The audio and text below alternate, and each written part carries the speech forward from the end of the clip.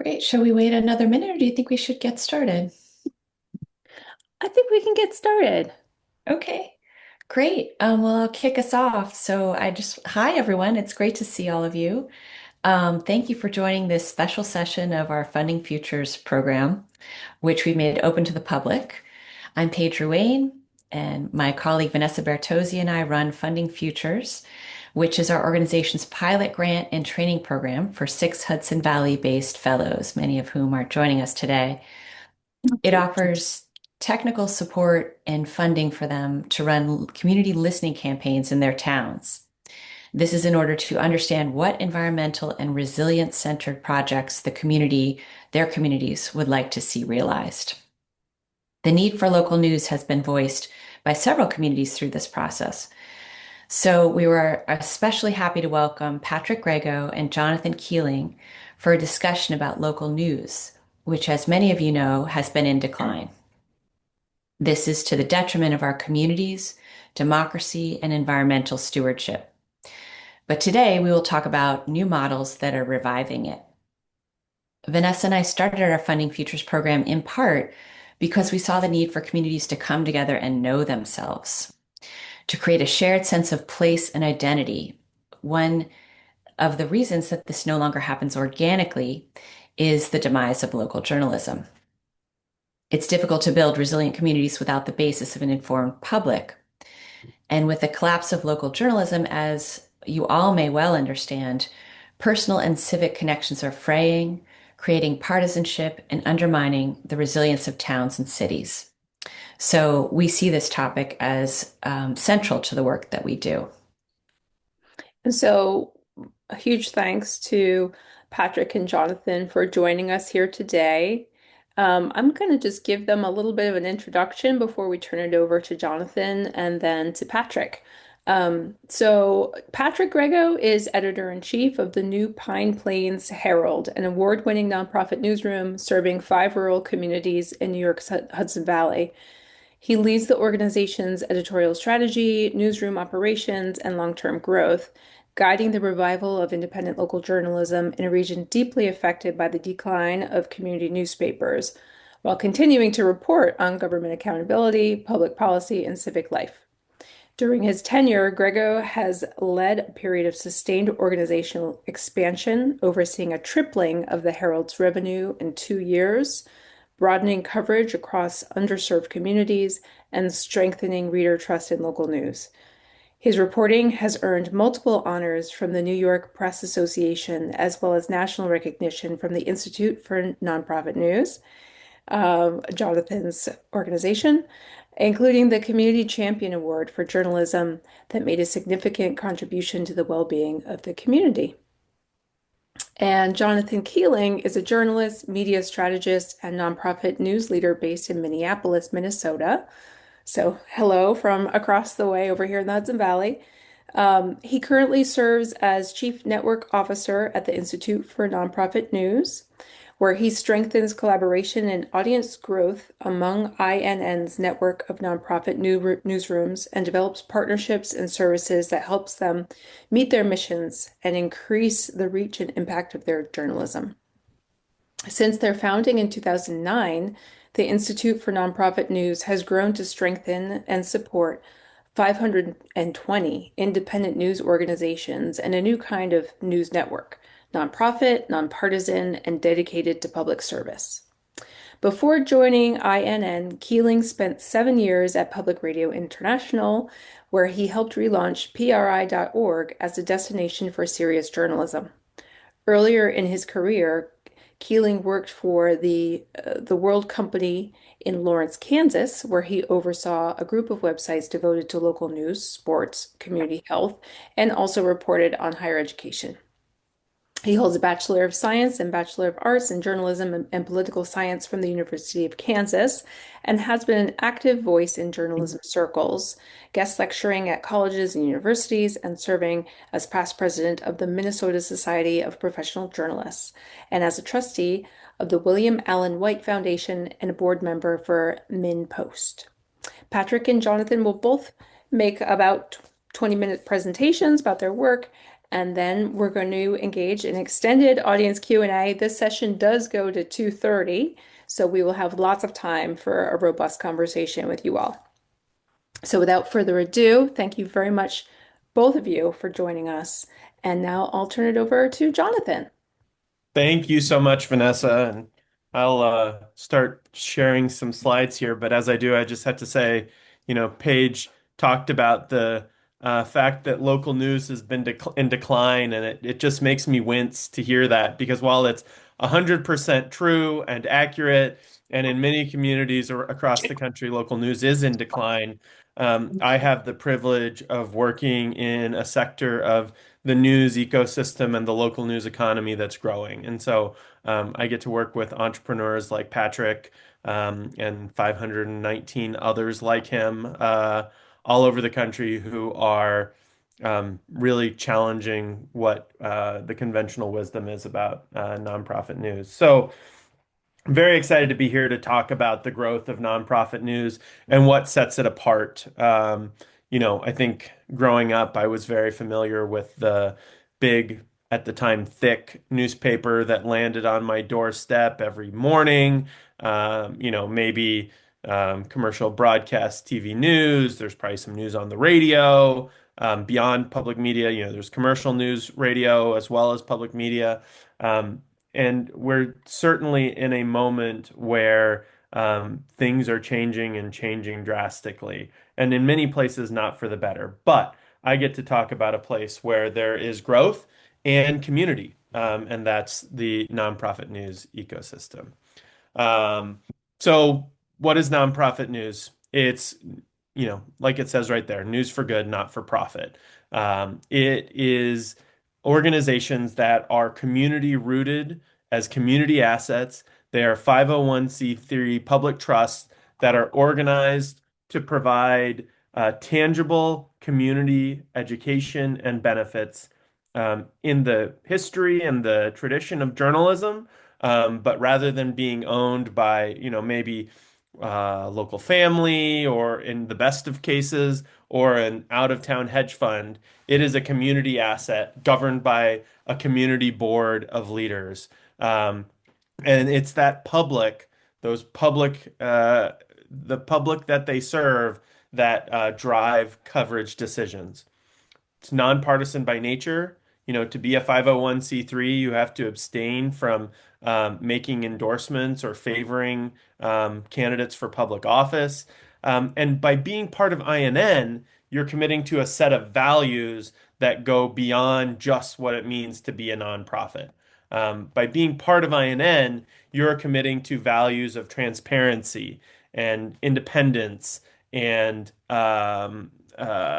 access that just let everyone know that this is an organization that you can understand and trust. So why does this matter? Like Paige said, news has been in decline. More than a fifth of Americans live in places without reliable sources of local news. They're called news deserts. There's been a bunch of academic research into the factors that lead to the emergence of news deserts, as well as the negative consequences that come out of these news deserts. There's, academic research that shows that civic participation in the form of how many people turn out to vote, how many people that come to city council meetings, those things go down when you lose a local news organization. And when Patrick talks in a few minutes, I hope he'll talk about a recent story he's told that has led to his community really turning out in force at their local city council meetings, and that wouldn't have happened without journalism. Um, there's also been academic research that shows that the cost of government goes up. The cost of borrowing by government agencies goes up when you don't have news. Actually, prosecutions for corruption go down when you don't have a local news organization. And I would hazard a guess that's not because public corruption goes down when news organizations go away. I would guess that it's because public corruption goes unnoticed and unnoted. Democracy becomes more vulnerable. And so that's why we think this work is so incredibly important. So this is how we're turning the tide. We have, I think, as Vanessa said, we have 520 members today. When I joined INN back in late 2018, early 19, we were talking about the push for 200. We were somewhere between 150 and 200 at the time. So over the last seven-ish years, we've seen more than 300 news organizations launch and sustain. They produce more than 24,000 stories per month. And one thing that sets nonprofit news organizations apart is that they're uniquely collaborative. So those 24,000 stories, yes, you might be able to find it in the New Pine Plains Herald or ProPublica or MinnPost or the Texas Tribune, but you may also be able to find it in your existing legacy newspaper or on the radio because many of these news organizations make their content freely available to other organizations on the basis that um, information, the sort of investigative and public service reporting that nonprofit news organizations do needs to be shared and spread. So not only are these organizations doing the reporting and building audiences of their own, they're sharing that coverage with the whole media ecosystem. Um, and one of the things that's been really heartening is that we are seeing strong support from readers and individual donors for these organizations. And that is the lifeblood of any nonprofit. As you know, nonprofits rely on community support, and nonprofit news organizations are the same. And we're seeing real growth in individual support from readers and donors. So I sort of tipped to INN standards a couple slides ago. I'll talk a little bit more about that here. These are stories that would go untold. We're not covering the Kardashians. Nothing wrong with covering the Kardashians, but that's not the bread and butter of nonprofit news organizations. We're not publishing galleries of mugshots. We're doing important stories that help a community understand each other. We're doing service-oriented reporting, help people understand, in Detroit, where you might be able to find food or how you can get help with, city utility issues, nonpartisan coverage. And then I want to talk just a little bit more about that transparency piece. And so to be part of INN, you have to agree to publicly identify any donor who gives you more than $5,000 on your website, easy to find, because we think it's really important that the public can see who is making that news possible and make an informed opinion. Is it totally being funded by some out of town, out of state corporation, or is it, Jim down the street and Joanne who runs the bakery who are funding this? So we think that's important. We do allow our members to take very limited anonymous funding. Part of that's a practical reason that there are some donors that will only give anonymously, but we require all of our members to ensure that no more than 15% of their funding comes from anonymous sources. And we've had organizations leave INN because they want to take more anonymous funding, and we've turned organizations away because they take too much anonymous funding. And we just really think that excessive anonymous funding in journalism is corrosive to public trust. Um, Other aspects of transparency, we require all of our member publishers to make their board of directors and their leadership team easy to find on their website.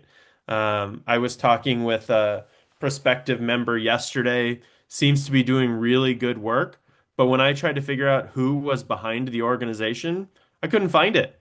And we don't think that builds public trust and confidence in the organization. And because they're nonprofits, because they're governed by a community board of directors, there really is a commitment to engagement in the community and treating news as a two-way conversation, so that we are informed by the community just as they are informed by us. So how do communities benefit? It's relevant coverage. Baltimore Banner, a relatively new, frankly, very well funded nonprofit news organization, doing, stories that would have gone untold in Baltimore. Really digging into the stories that matter, really revealing what is happening in our communities and telling stories that reflect the multicultural reality that we live. Oh, there we go. Trustworthy. Um, we're not in the business of having your facts and my facts. We really believe that our members can provide a source for certainty. Jumbo Africa, really interesting organization in Maine, covering that state's immigrant community. Providing some of that service journalism around rights under the Constitution, rights whether you're a citizen or not. Um, you know, Rooted in serving communities rather than just news that's being shoved at or delivered to a community. And not doing it for profit. These are organizations that don't, um, you know, no one's getting rich on a nonprofit news organization. It's all the money is being plunged back into the organization to do more and better journalism. Uh, it's work that strengthens communities, holding people and institutions accountable. Mountain State Spotlight, look, trying to stand up for kids in the foster care system and doing work, that really makes a difference in the lives of their people. Leads to increased civic participation. I mean, that is something that we're really proud of how that manifests through the existence of nonprofit news organizations. This is where INN came together. I put this in just because, in part, of where it happened.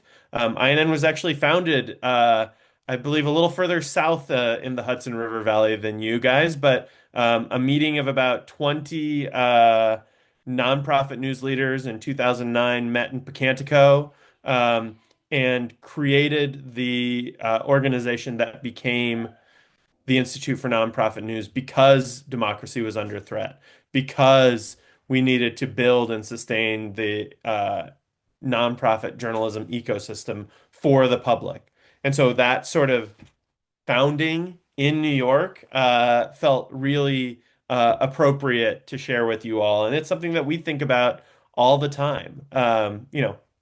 Yes, the world has changed a ton in the 17 years since INN was founded in 2009, but the need remains the same and probably has actually gotten greater. So just a few facts and figures about INN. 520 nonprofit news organizations across the US, Canada, and the Caribbean. We're in 46 states currently, plus Puerto Rico, DC, Mexico, Canada, a couple other places in the Caribbean. Uh, there's only one state that has never had an INN member, that's South Carolina. But we're also currently not present in Idaho, Iowa, and Arkansas because the members there either merged with a neighboring organization or closed. So we're always looking to close that gap. But what I really love is that those organizations at this point now employ 4,100 journalists. And just to give you some context, uh, in 2019, we set a North Star goal of 10,000 journalists in nonprofit newsrooms by 2030. Because in 2019, 10,000 represented the number of jobs that newspapers across the country had shed from their peak in about 2006 or 2007 to then. So over 12 years, newspapers had shed about 10,000 jobs. And so we wanted nonprofit news to rise in to fill that hole. It's 2026. We're at 4,100. We're making good progress. I think 10,000 by 2030 is still within reach. The bad news is the hole's gotten bigger. Since 2019, newspapers have continued to shrink, to close. News deserts have emerged. So there's still a lot more work to do. In communities all across this country, there are opportunities for engaged individuals, for journalists to come together to ensure that their community has the sort of news that they need. So this is what I talked about. I joined in 2019 somewhere right after that sort of change and inflection in 2016. Um, and today, actually, that graph's out of date. I just noticed. It would continue up past the 500 line to this point in 2026. So we've seen the network triple since 2016, and these 520 organizations now generate nearly $1 billion in revenue. Um, and that's $1 billion of revenue invested in community-centered reporting in the public interest, which is something that we're really quite proud of. Nonprofit news organizations are durable. They survive. We have that stat there. It's actually an under report. 90% of INN startups make it through their startup phase. Actually, the number is more like 93 or 94%. So it's a really resilient model that enables communities to have news organizations that they can believe in for the long haul. Um, the bulk of the revenue comes from institutional philanthropy, community foundations, um, national foundations, topic-based foundations. But what's been really heartwarming is to see if you looked at this graph 5 years ago, the foundation pie would have been actually much, much greater. We're seeing real growth in individual giving for news, and we're seeing growth in earned revenue as well. So we really think that these organizations are moving from sort of a startup space phase to a scaling phase as a group, but that means there's, room for many more startups behind them to continue down that path. They're diverse. More than these are not, sort of your Walter Cronkite, balding white men who are leading these organizations. It is, yes, people who look like me, but also people who look like Erin Haynes, who's that woman in the photo there. She leads an organization focused on telling stories of women in politics. Um, or all sorts of different racial and ethnic diversity.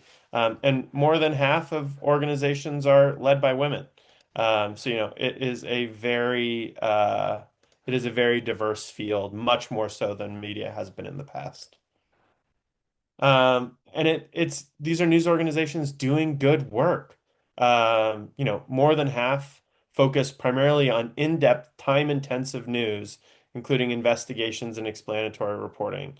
Um, you know, about 40% do sort of routine news and events coverage, but even among those, there's often work that would be considered investigative or explanatory because that's just within the DNA of our organizations. So that's the map. That ball and that's where we are, spread coast to coast. Um, New York is our second, the state with the second most INN members. We've also got a big group in California, a big group in Illinois, a big group in Minnesota. But really, it runs the gamut.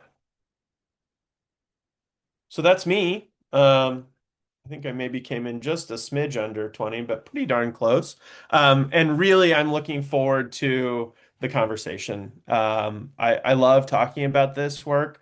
I think as Vanessa said, I started my career as a journalist working in newsrooms. And now I have the privilege of supporting journalists in newsrooms like Patrick and others all over the country. And so nothing gets me more excited than talking about this. But enough of me. Let me toss it over to Patrick, and then I'll be happy to take your questions.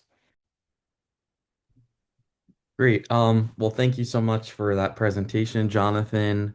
And thank you to the organizers for, your interest in local journalism and for everyone here attending. Yeah, so my name is Patrick Grego. I'm the editor-in-chief of the New Pine Plains Herald. So the New Pine Plains Herald was born in 2022 out of a intense need for local news and local journalism. So the paper serves Pine Plains, Ankrum, Gallatin, Milan, and Stanford. So it's about 10,000 people stretched over northern Columbia County. Excuse me, northern Dutchess County and southern Columbia County. So So in 2009, the legacy newspaper, the Pine Plains Register Herald, shuttered, and it ended 150 years of continuous news coverage for Pine Plains. So from 2009 to 2022, there was essentially, many things I can only imagine went unreported. So all of these local town board meetings, all of the planning board meetings, there was absolutely no zero investigative reporting happening, no local accountability reporting. Um, so a group of residents got together and basically decided that they wanted to change that, that they saw the value in local news and that they, really wanted to form a local newspaper for Pine Plains, and its surrounding communities. This group gathered. They worked with INN, the Institute for Nonprofit News, and in 2023 they got their 501(c)(3) status. Um, and yeah, it's continued to grow ever since. I was hired as editor in February of 2024, so 2 years ago. Um, and I have been the sole full-time employee for 2 years. I do, like essentially most of the work. I do. I wear. I think it's pretty tip standard in nonprofits, but yeah, I wear many hats. Um, but it's really great. We've like I it was mentioned. I was able to triple our fundraising while here at the Herald. So really exciting. We are hiring a full-time journalist, and her first day will be March 30th. So next week we are finally hiring a full-time reporter. So that is extremely exciting.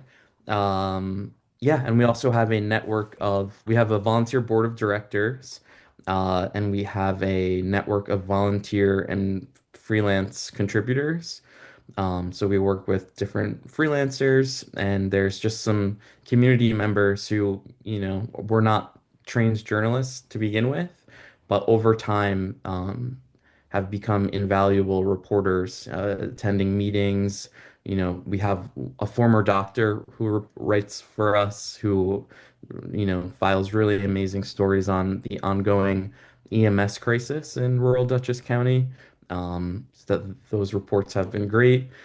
Some of the other work that we do, I would say the bread and butter of the Herald's reporting really is municipal government coverage. So we're at all of the town board meetings, planning board meetings, uh, you know, keeping a watch on local governments and, their activities. Um, Other than that, we do like human interest features. We do high school sports. We do arts pieces. Some recent reporting that I will highlight. So last year we published some reporting that there's this state fund called the Plus One ADU program. So I believe it's an $85 million fund for low and middle income New Yorkers to construct an accessory dwelling unit on their property. We reported that Dutchess County and all of its municipalities failed to apply for the funding after Columbia County won millions in a grant award. So after that report came out, a local legislator saw the report, started working towards, finding out why the county didn't apply, and then ultimately was able to work with some municipal leaders at the town level and submit an application, which resulted in $6 million in funding for accessory dwelling units across Northern Dutchess. So that was an exciting thing to be involved in as a journalist. We also covered the referendum in Columbia County for a Columbia County executive. So there was you can read all of these reports on newpineplainsherald.org. That was another one. And then I'll just talk about the most kind of recent, uh, larger story that we've covered, which is the ongoing controversy in Pine Plains surrounding flock safety. So there's national company based in Atlanta called Flock Safety. They provide like essentially surveillance equipment to police departments, like license plate reader cameras and 24/7 pan tilt zoom cameras and drones and all sorts of fun stuff. So our the Herald, we were able to uncover, or really my reporting was able to uncover that the Pine Plains town supervisor,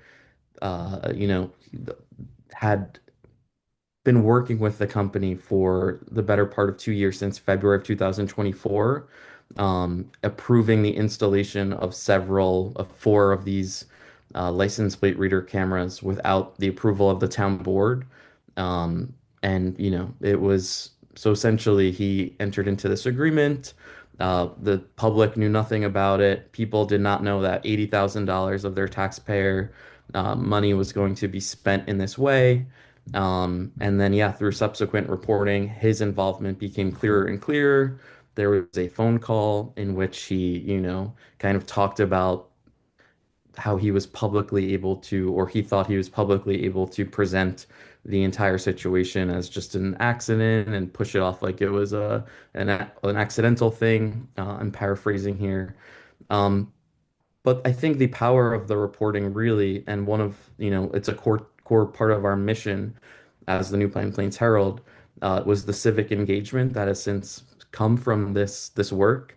So I have been covering Pine Plains Town Board meetings for the better part of 2 years. And at the last two meetings, there was over 60 people at the last meeting. The other week, and just seeing how engaged people are, how much people are commenting on social media, all of these people at the meeting, all speaking during public comment, making their voice heard. It's really powerful to watch. I think communities become more and more involved in what's going on around them, and caring about what is going on around them. Uh, yeah, and I think that local journalism is so essential in terms of making sure people know, what's happening around them, keeping them connected with each other, with their neighbors, celebrating wins and highlighting, things that, perhaps they didn't know that their local leaders were up to. So yeah, that is my little speech. But I am very much looking forward to our conversation and answering questions with Jonathan. So thank you. Thank you, Patrick. And just to follow up there, could you say a little bit more about how this wasn't the story picked up elsewhere? Yeah, so we first released a report on this in early February, and then since released a bunch of, I've been reporting on this for a while. Um, And then subsequently, the story was picked up in the Millerton News. It was also shared in the Times Union. The Times Union, they released a whole thing on the story. They did credit the Herald with first breaking the news. It's also been on various radio programs. There's a radio station in Troy. So this flock safety thing where, these contracts seem to be quite secretive or not fully disclosed to the public. Um, there was a similar situation in Troy, New York, where they have been working on this. So they had our reporting on their radio show, and there was also Radio Catskill picked up the story and did a whole radio bit on it. So that has been interesting, and it's really just great to see, you know, the news ecosystem kind of pick up the story and bringing awareness to this issue to a much larger audience than just the 10,000 people in my service area.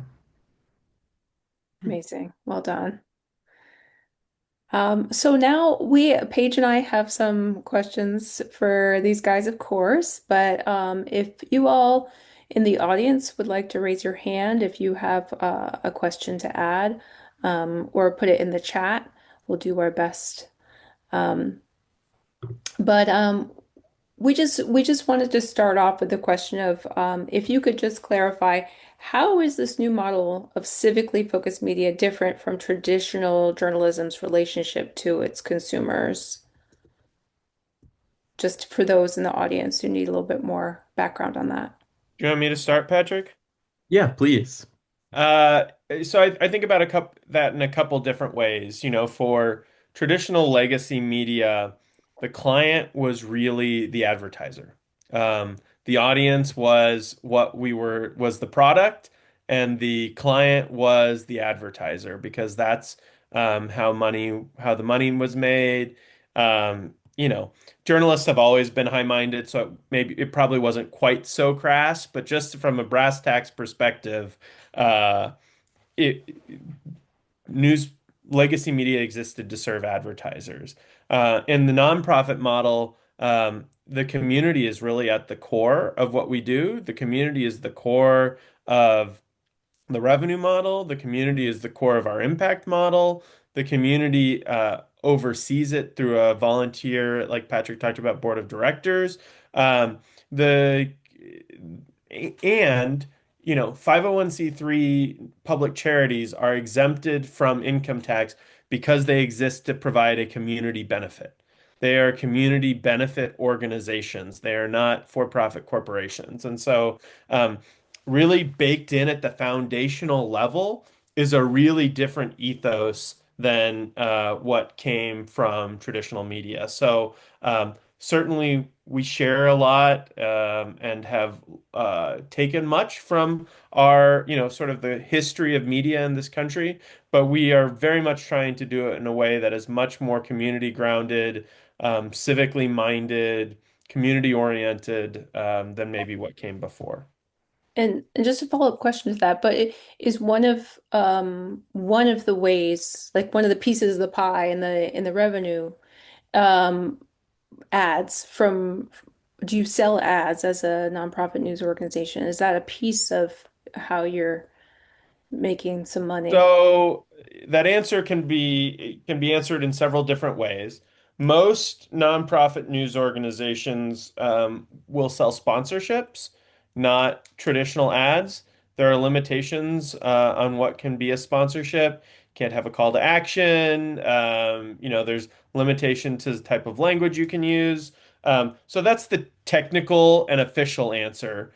For your average consumer, though, sponsorships often look a lot like ads, but they make up a much smaller portion of the revenue streams, than they did for legacy media even 20 years ago. 20 years ago, I ran a college newspaper that was booking $1 million in advertising a year. Um, Few, if any, of our members do $1 million in advertising. I'm sure Patrick doesn't do $1 million in sponsorship or advertising. Um, so it's just it does exist in the form of sponsorship, but it's much, much smaller piece of the revenue pie. So I just speaking on, for the Herald. So for the last, 2 years, we don't even run ads. So we don't have any ads at all or any sponsors. We're completely funded through foundations and grants and largely by individual donations.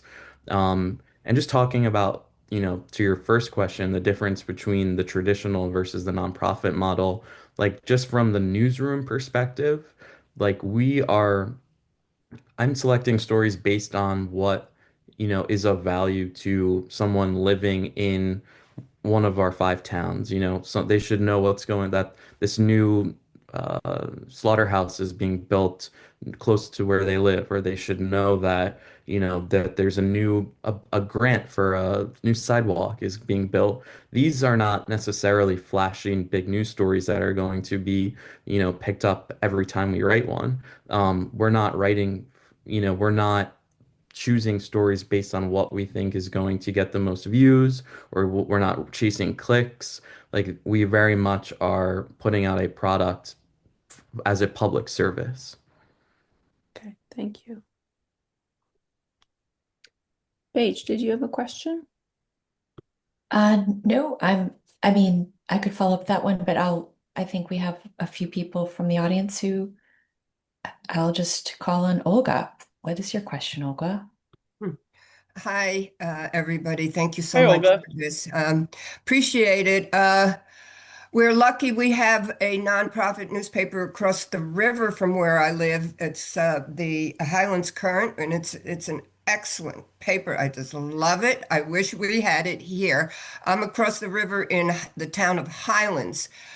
We do have a local paper, but it's to me, it's extremely disappointing. It's more than 50% of it is public notices and advertising. And we share the remaining space with another community.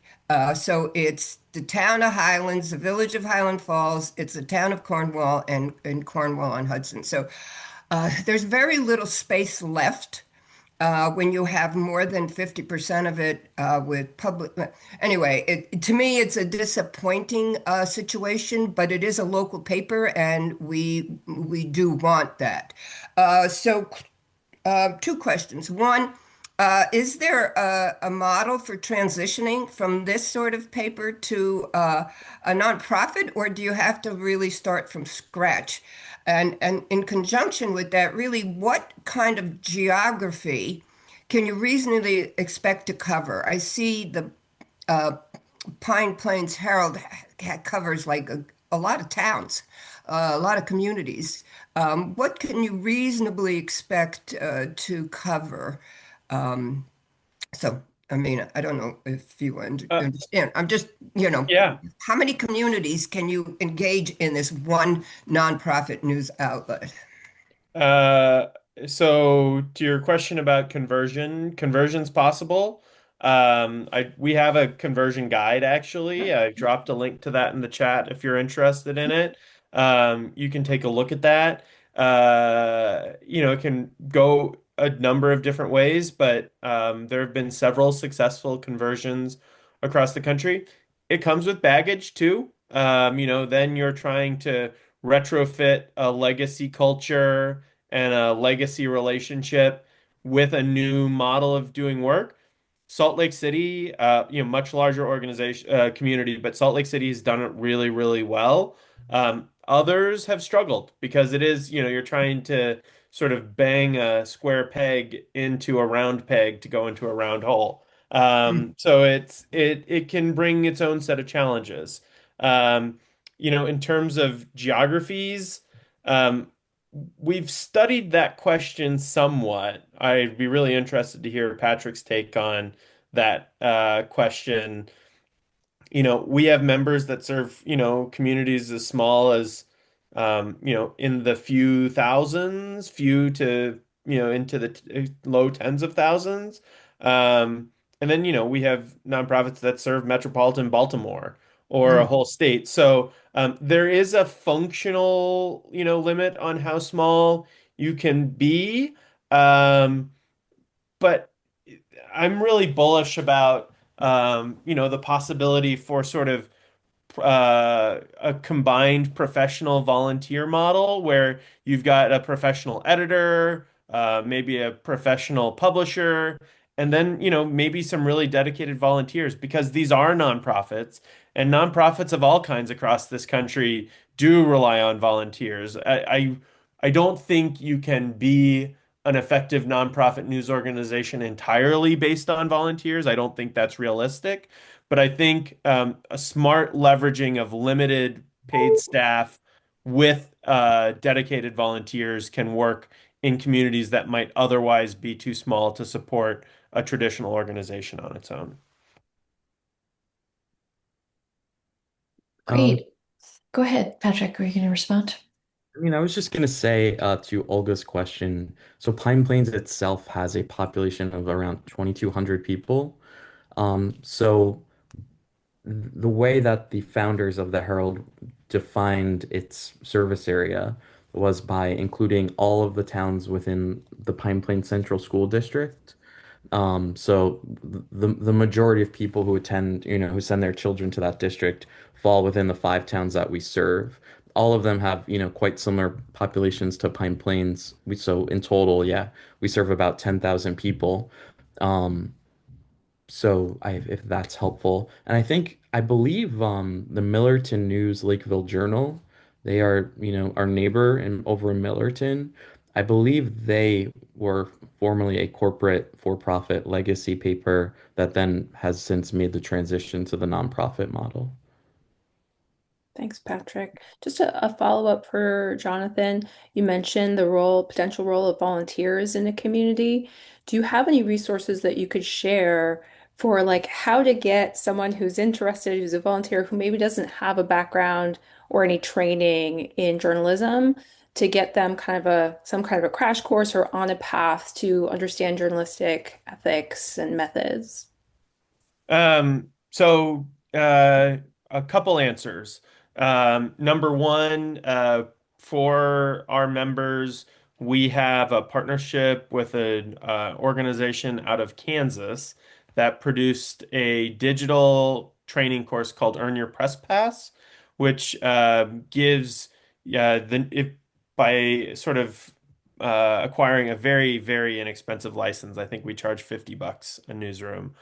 They can send as many people as they want to kind of go through this self-paced digital course to get the basics on ethics, reporting, all those sorts of things, because we do think that that's really important. And then the other piece I will highlight is a program run by one of our member organizations called Documenters, which trains the public in like attending and logging public meetings.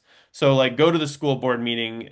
You're not necessarily a reporter, but you're just taking public notes about what's going on. And those notes can be shared with the public, but they can also then form the basis of something that a reporter might follow up on. So, and the Documenters program does extensive training for the people who go through that.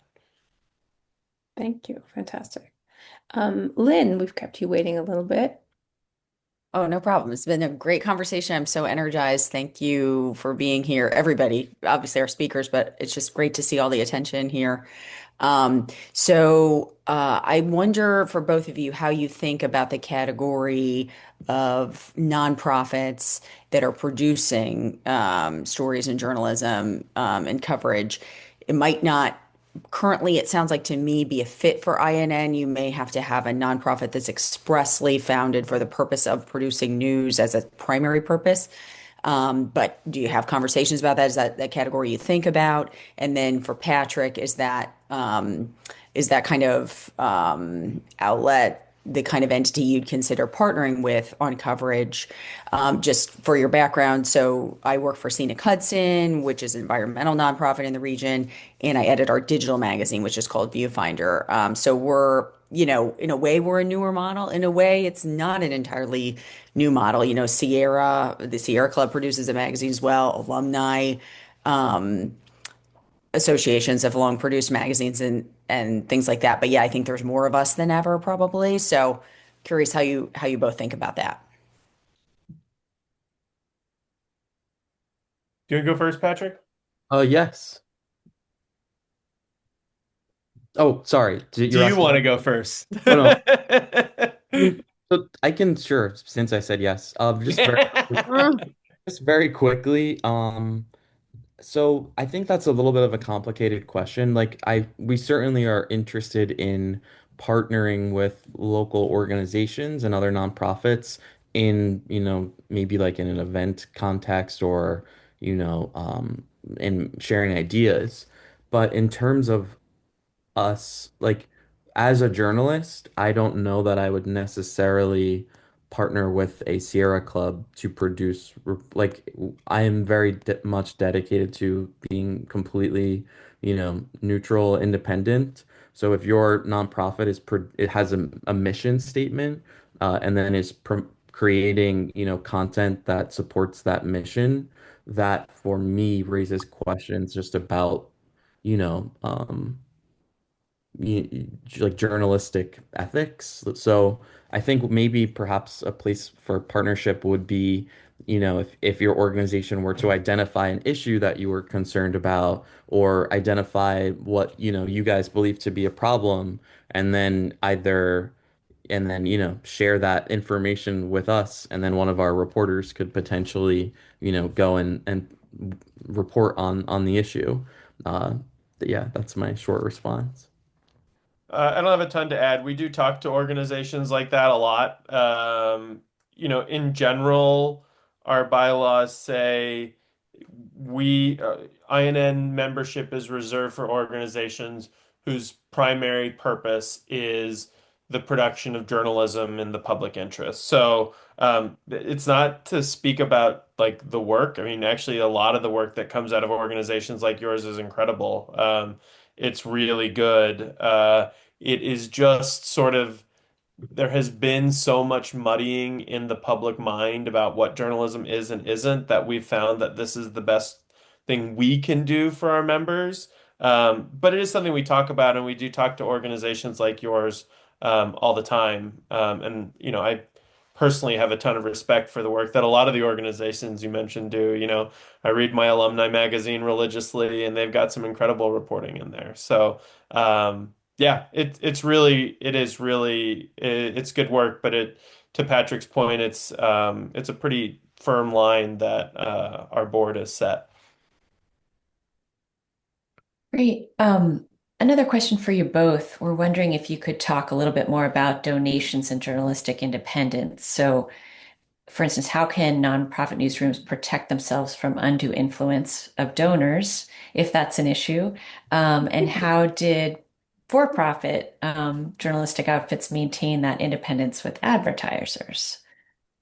Yeah, and how to do it, especially in like a small town setting. Mhm. It can be a real challenge. You know, so maybe I'm going to back into your question to answer the first part first. How did for-profit publishers do it with advertisers? Um, the secret is sometimes they didn't. Sometimes the local car dealer got mad about something and called the publisher, and suddenly some story maybe wasn't going to get covered the same way as before.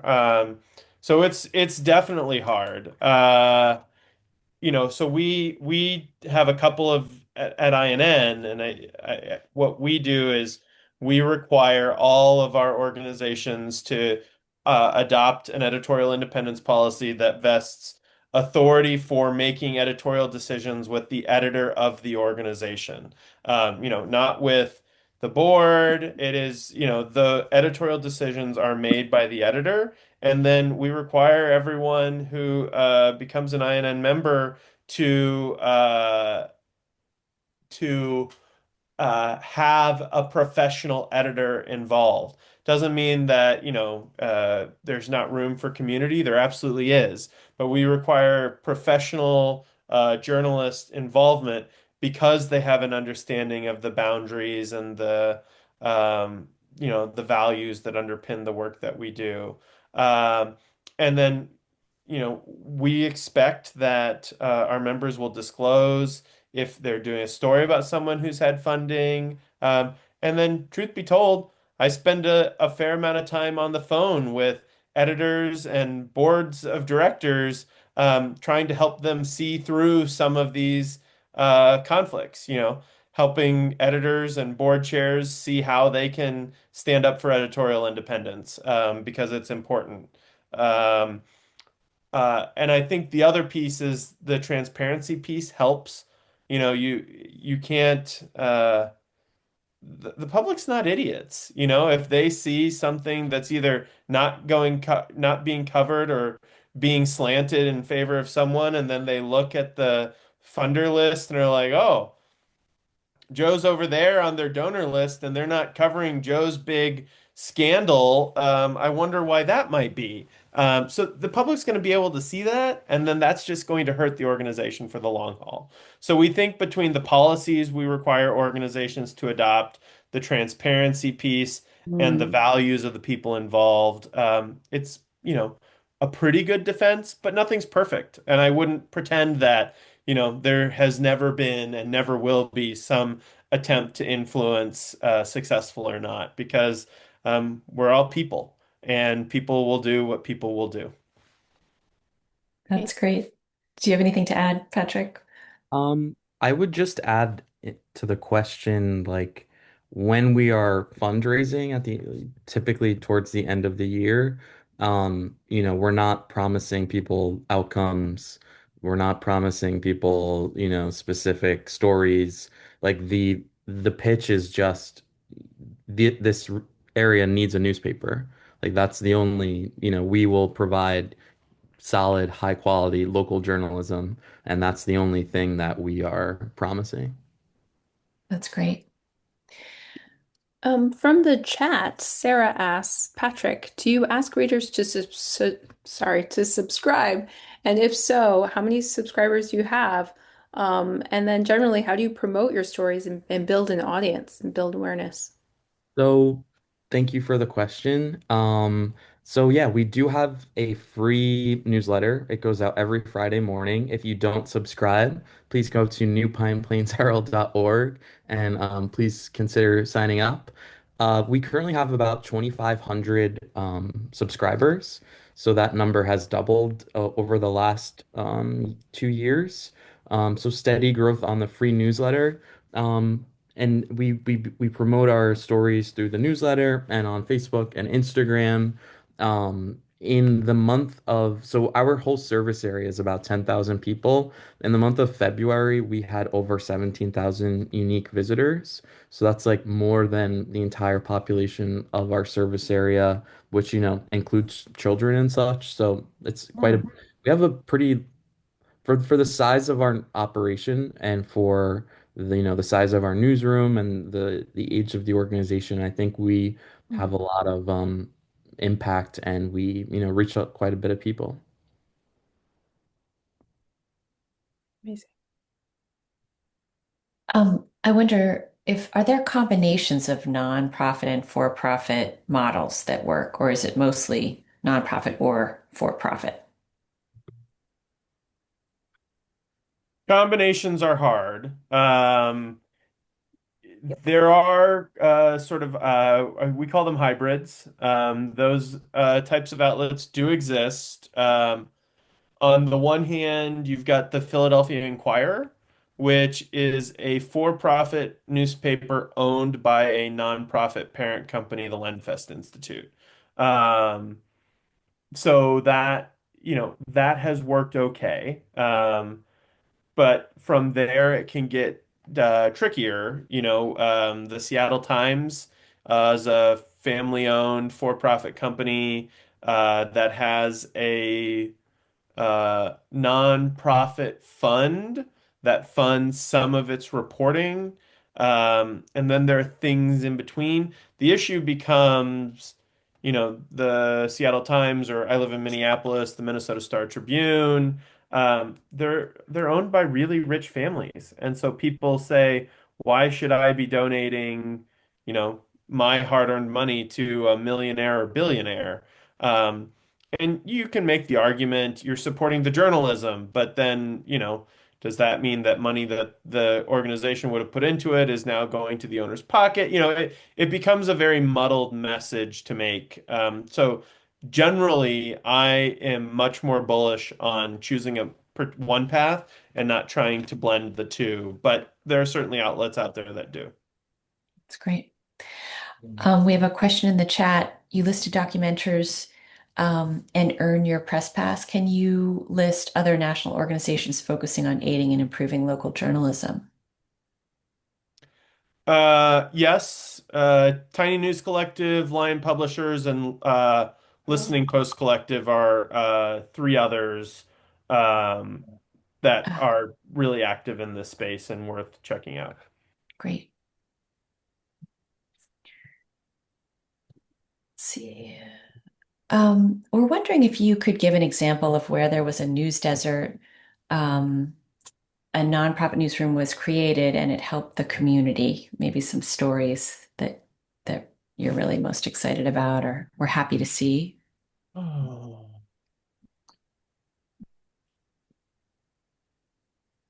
nonprofit where there was a news desert. Um, Or perhaps just a great need. yeah, I mean, so some of the examples that I really like are in Massachusetts, because it feels like this is an exaggeration, but from my chair, it feels this way. It feels like every small town in Massachusetts is somewhere on the journey to starting a its own community-based nonprofit news organization, and ranging from Bedford to New Bedford, which always cracks me up because they both started about the same time, and I got really confused trying to sort out Bedford and New Bedford, which are not at all the same and not even geographically that close. I think there's been real public service done there. Athens County, Ohio, the Athens County Independent, really, it's a rural community, low wealth, and they stepped into what I don't remember if they were a news desert or not, but stepped into a community where there was a real need and has really grown um, in a way that really I think uh, is delivering something that the community needs. Great. Elena, please go ahead. Awesome. Thank you. Hi, everyone. Thank you so much for being here, both Patrick and Jonathan.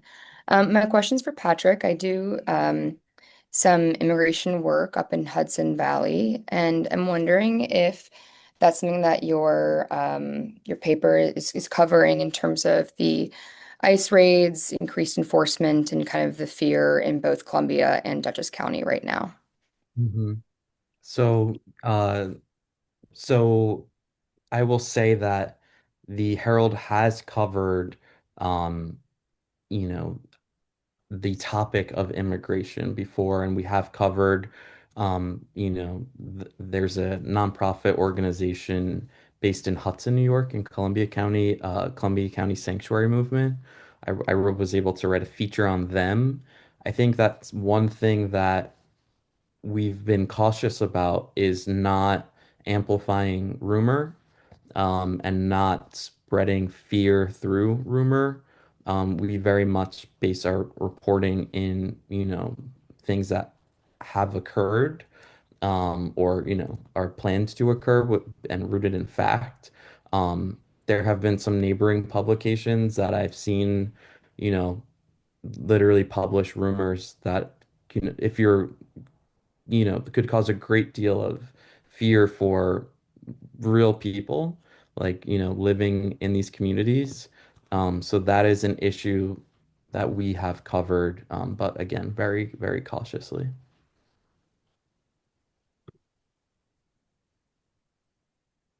Um, Patrick, can we go back to like the origin story of your newspaper? Like, could you talk more about the people in your community? Like, why did they realize that they really need to revive the old legacy and renew it into a nonprofit model? Or can you give us any more of a backstory on how it got started and what the people were thinking and how that came together?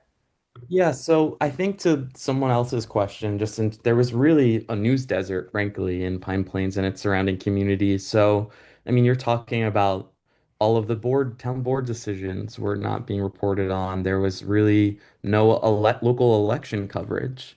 There was really no school board coverage. All of these staples and, core elements of civic life and just, existing as a resident in a place were not being reported.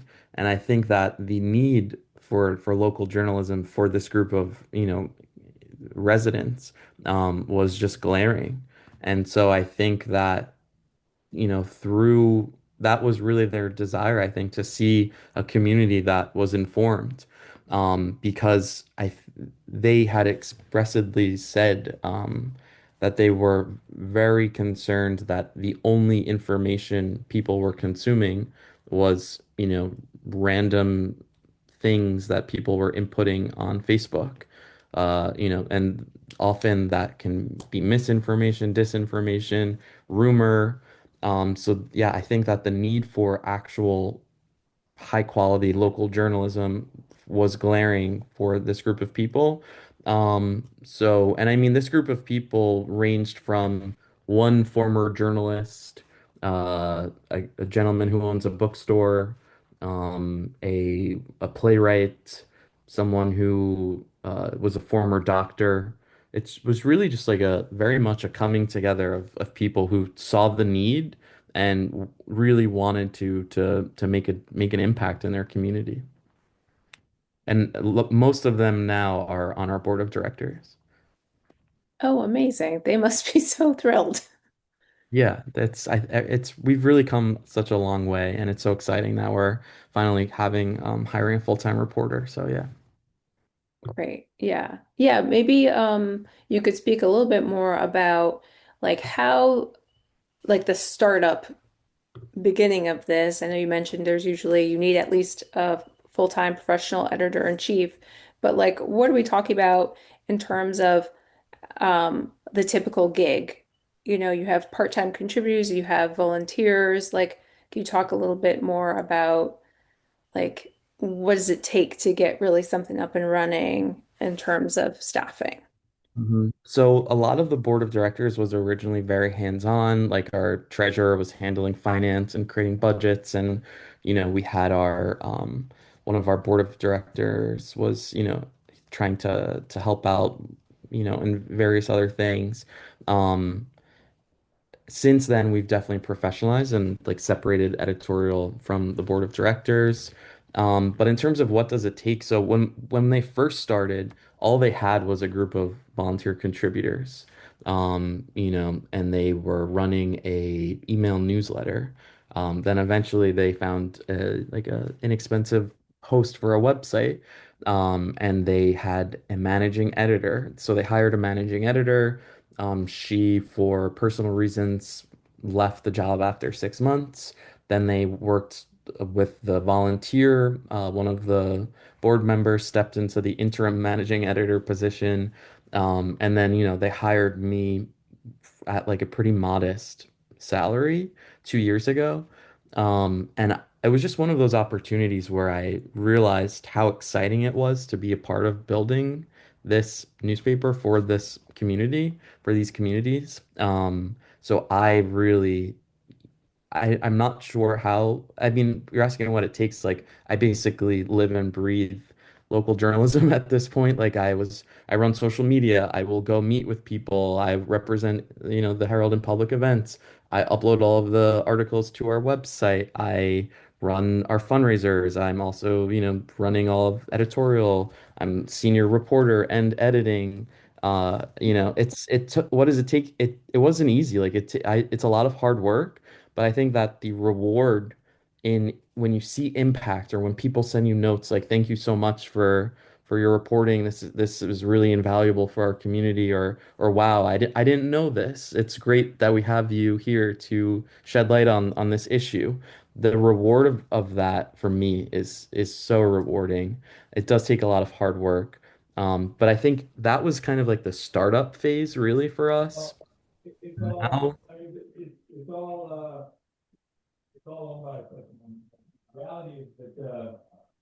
sorry.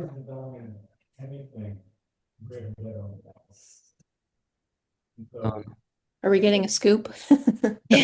oh, that's not coming from me. I don't know what that Oh, is. I don't know who that's coming from. Oh, maybe that's Um, from Paige, your background noise. Sorry. Oh, I'm sorry. so yeah, that was sorry, sorry, that was fun. But yeah, there was a that was essentially our startup phase. But we have tripled our revenue in 2 years. So I can just we're a public institution, so I can just tell you guys like when they first started, their revenue for their first year, 2023, was only $33,197 for their end of year campaign. Our last end of year campaign for 2025 brought in over $122,000. So yeah, that those end of year campaigns are doubling, and I mean, more than doubling. And total revenues have increased, have tripled. So, our total budget for last year was like 250,000. So up from nothing. It's gone, it's really the difference is huge. And we've now, we're working with professional interns, and we're hiring a reporter. Um, yeah.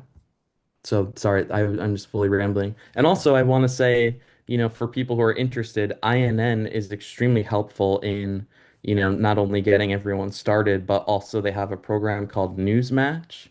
So at the end of the year, from November 1st to December 31st, they match like usually it's up to $20,000 in donations. So that I think was really crucial for the Herald as we got started. Amazing.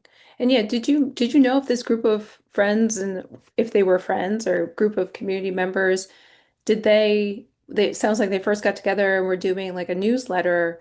Did they imagine that it would turn into a nonprofit newspaper at some point? So yeah, I think that they imagined that it would was going to be a 501(c)(3) Okay. nonprofit. Like, they filed the paperwork, and I think that this was their hope in terms of like impact and quality and all of that stuff. I know that they are like extremely pleased with, the level that we're operating at. Okay.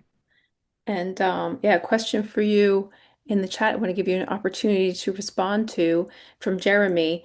Isn't it crucial to have separate professional roles for editor and reporter? Mm-hmm. So yeah, so that is definitely crucial. I would agree with him. We also work with some volunteer editors. So we have like there's a gentleman named John Denizeski who's former editor of standards at AP News. He contributes some editing for us. Also, Hank Hirsch, who has spent his career at Sports Illustrated. He contributes editing for us. There are also volunteers who are capable editors. So we definitely have, so, no matter what is being published, it's being edited by at least one editor who is not also the reporter. But it's yeah, it takes a lot of work, and it's requires a lot of people. I wonder or go ahead, Vanessa. No, go ahead, Paige. You have talked a bit, Patrick, about the way that you've progressed really wonderfully. I'm just wondering, for both of you, what the fantasy is with nonprofit news. Like, does it become semi-weekly, or like, how do you want to see these newsrooms, these nonprofit newsrooms grow, and what's the ideal, or what do you aim for? Great. I mean, I think in terms of goal setting, it's important you know, to not be conservative and to think of the ideal. I would love a reporter in each of the five towns that we're covering working on a full-time basis. I would love some type of publisher or dedicated, fundraiser to work professionally. Given the budget that we do have, those things are goals, and it's certainly worth working towards them. I have a lot of goals. I want a nonprofit newsroom in every state. I want there to be no news deserts in this country. I want there to be 10,000 journalists in nonprofit newsrooms by 2030. I want strong nonprofit newsrooms that are able to provide their target communities with the information they need when they need it. So, talked about sort of semi-weekly. For a lot of organizations, the publishing schedule is sort of less set and more evolutionary. And so I think, the answer can be different in different places, but I do know that there is a lot of room for this model to continue to grow, in places all over this country. I think I just want to add that I think in terms of like thinking about goals and ideal picture, I think really that should mostly be tied to engagement.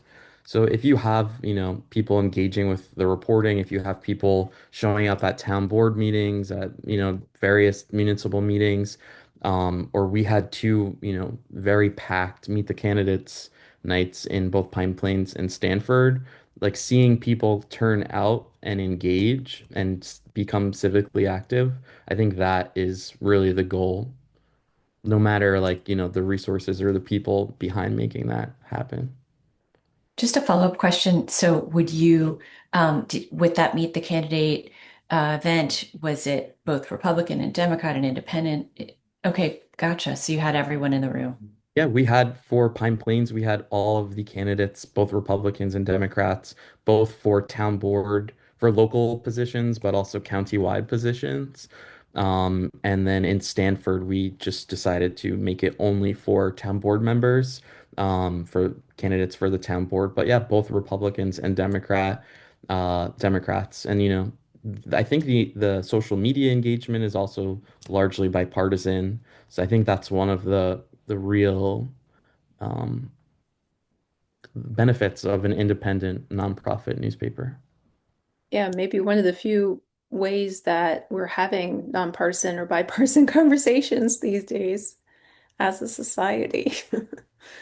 Um, Jonathan, with your bird's eye view, um, are all of these new local nonprofit outfits, do you see certain patterns, the same sorts of challenges and opportunities that you could share with the group?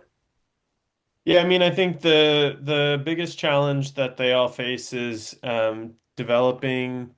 It's the same challenge that any new business runs into, which is building essentially brand awareness. In many of these communities, maybe they've had a legacy news organization that, has disappeared, and so that legacy organization may have had some brand value, and now, people just think they don't have a news organization anymore. Um, uh, Sometimes it has nothing to do with the legacy organization. It's just breaking through in a crowded media landscape where people can get news from YouTube and Instagram and TikTok, and it may have nothing to do with your local community, but people feel like they're getting tons of news. Actually, there's been research into those news deserts where the people in news deserts actually don't feel like they're not getting news, but they're not getting any local news, and they don't quite perceive that gap. So it's helping people build affinity and relationship with these new organizations is really the bedrock challenge that I think we see all across the country. Amazing. Thank you. Elena. Yeah, I just had a question for Jonathan, building on that in terms of new models of news. I've been talking to some nonprofit leaders of newsrooms who are really piloting short form video content, help like collaborating with influencers, kind of meeting people where they are at getting their news. And I'm wondering if you could speak to that trend and if the Institute for Nonprofit News is doing anything to kind of make sure that nonprofit leaders don't fall behind and are at the forefront of utilizing these new technologies. Yeah, it's a huge issue. We are seeking some funding to see if we can leverage some technology to help more nonprofit news organizations do more with video, specifically social vertical video. We did a case study on Public Source in Pittsburgh, which did a partnership with an influencer in Pittsburgh. So we're definitely trying to make sure people are aware and have access. There's a couple of sort of things that run in the other direction, though. Number one, the big social platforms, the algorithms are not sophisticated enough to drive audience and awareness in a community like the size of New Pine Plains, Pine Plains. Sorry, I always get the wrong two words out of your name, Patrick. So, um, uh, like those algorithms on TikTok or Instagram are geared toward content that can drive hundreds of thousands of views. And so when something is only going to be of interest to maybe 500 or 1,000 people, the algorithm is going to essentially think it's worthless. And so there's not that I have seen exceptionally effective, really local news content. So most of what you see in sort of news influencer spaces tends to be national. or at least, big metros or things like that. So that's one problem. And then the other problem is uh, how you build a business model on that. And so how you want to meet people where they are 100%, and people are consuming more and more news and information via video, so you have to meet people there. But I don't think we've cracked how that can be accretive to paying for the journalists and the editors that need to do that work. So we're 100% trying and trying to do it in as efficient way as possible. But we're also trying to grapple with these other forces that are really challenging. Thank you. That makes a lot of sense. You talked about subscribership. I'm wondering if this model is mostly used online, or do people also do print? The bulk of our members are, I would call, primarily digital. We do have a growing number of members that do print. Uh, they tend to be serving smaller communities. The print ones tend to be, they tend to be in the Northeast. Sort of smaller rural or communities that still have an affinity for a printed product. Um, Many, though, of our members will do like special print pieces. Like I live in Minneapolis. There's a member of ours in suburban Minneapolis in a place called Eden Prairie that does a printed voter guide for every election, and then they mail it to every home in their coverage area because they felt like that's the best way to get that election information to people's hands. And so that's fairly common where you'll be primarily digital and email, but you leverage print for really targeted or specific use cases. I don't know, Patrick, do you guys do any print? So we are digital, like fully digital. We've done our 2 year special anniversary print edition where there was like a community agriculture day, and we sat there and distributed this edition that basically celebrated the fact that the Herald had been around for 2 years at that point. And it was really just a compilation of some of our articles. Nice. Well, it looks Um, like we're about rounding up our time together. If there aren't any final questions from the audience, um, just like to say thank you so much to Jonathan and Patrick for joining us. This has been really, really informative and inspiring. And I hope everyone here who doesn't have a publication in their town gets together with some of their neighbors and gets cooking. So thank you so much, and thank you for sharing all the resources as well. yeah, maybe one quick question on that note, Vanessa. Um, if people listening to you all for this session want to support local news, nonprofit news, what are the ways they could do that? I mean, obviously donate, but volunteer. How do they get involved? How do they support it, including donation? Maybe it would be just to the Plains Herald, or are there other organizations, or what might you recommend to help this space? So I'll just say for the Herald, certainly consider making a donation to the New Pine Plains Herald. We are a 501(c)(3) nonprofit. Um, but if you're interested in donating to at a larger level outside of just our individual publication, the Institute for Nonprofit News is a great resource.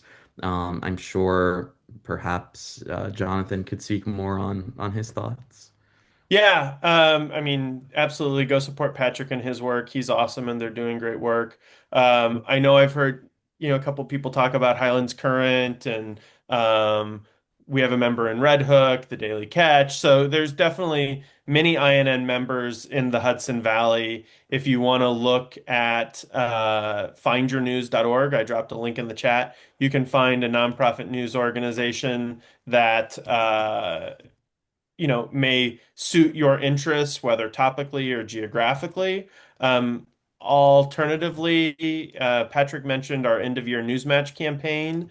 You can actually support Newsmatch, which is an opportunity to make one gift that goes to benefit all of the nonprofit newsrooms during the end of year fundraising campaign. And so those dollars become matching gifts that we give to newsrooms like New Pine Plains Herald or Red Hook Daily Catch to help them unlock additional community support. So that dollar will turn into dollars again multiple times over. And then last but not least, INN's a 501(c)(3) as well, and you can support our work to support individual outlets like Patrick's to create guides like the Startup Guide and the Conversion Guide and all those things. So, 100%, and at the very least, go subscribe to a news organization's email newsletter because between that or telling a friend about a news organization that you like or sharing a story that you may have read and thought was really good, all those things help. It helps build awareness and appreciation for journalism and news. And I just think that's really important for our democracy. There's also, if Great. anyone here is over in Woodstock, there's a paper there called The Overlook that I just wanted to quickly plug. But yeah. Great, great. And Patrick, are you looking for volunteers like for events or could people approach you for that? Is that If, needed? if anyone here would like to volunteer to help us with fundraising events, or, if you have any experience in journalism or a particular interest in covering within our service area of Pine Plains, Ankrum, Gallatin, Milan, or Stanford, yeah, please reach out. My email is editor@newpineplainsherald.org. I would be happy to, continue speaking with any of you about any of this, including opportunities for volunteering. Great. Well, thank you both so much for joining us for this session. I know you're both incredibly busy, but we're really grateful to have had this session with you. It's been fascinating, and thank you for the work you're doing. It's so needed and so inspiring, like Vanessa said. Great to meet you all. Great to talk with you all via Zoom. Hope you have a great day. And I dropped my email in the chat. If you have questions or anything, please feel free to follow up. Great. Thank Thank you, you. everyone. Take Thanks, care. everybody. You Bye too. bye. Bye.